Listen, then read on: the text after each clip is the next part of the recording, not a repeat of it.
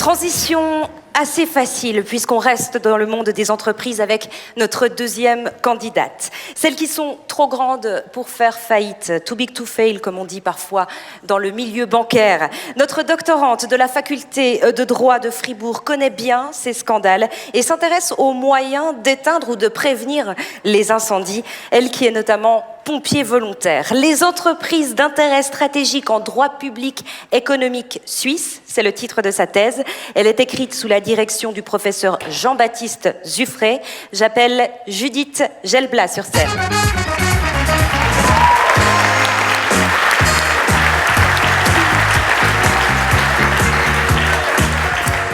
Ça va Judith? Très bien. Alors, on va y aller? C'est parti? C'est parti.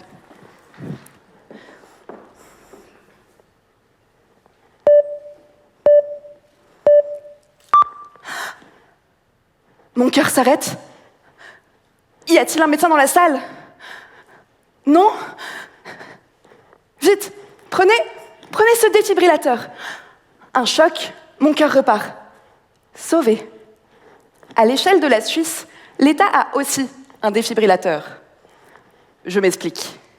Souvenez-vous, été 2022, guerre en Ukraine, centrale à l'arrêt en France, les prix de l'électricité explosent.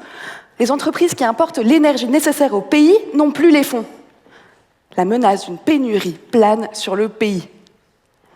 En urgence, le Conseil fédéral réagit et se tient prêt à accorder les crédits dont ces entreprises ont besoin. Ouf, l'approvisionnement est assuré, le pays est sauvé. Ce dispositif in extremis, c'est du droit d'urgence, un dernier recours face à une menace grave.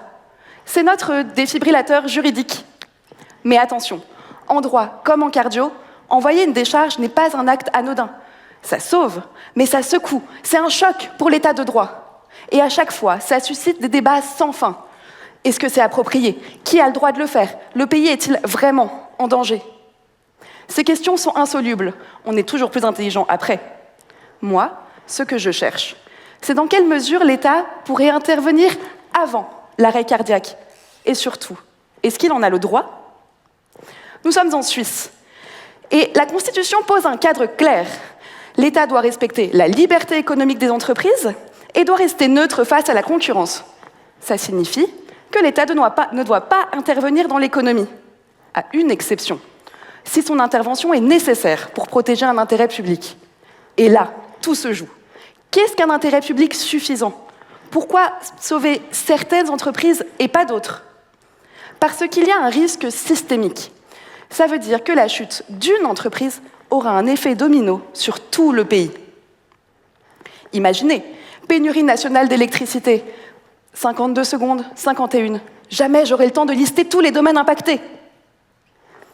Alors comment faire? Quelles entreprises portent ce risque systémique? Celles dont la défaillance risque de provoquer l'arrêt du pays. Ce sont les entreprises d'intérêt stratégique. Et dans ma thèse, je cherche des critères juridiques, j'explore l'environnement législatif nécessaire pour les identifier. Je les mets à l'épreuve des besoins fondamentaux du pays pour agir avant qu'il ne soit trop tard. Aujourd'hui, ce modèle préventif existe déjà pour certaines banques, les too big to fail. Mais alors, qu'en est-il des autres secteurs vitaux de notre société?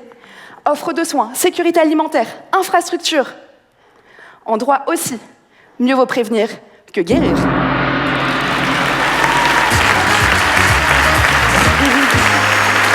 Bravo Judith, bien joué. Merci. Bravo. Tu peux y aller? C'est bon, tu peux y aller. Bravo Judith Gelblat.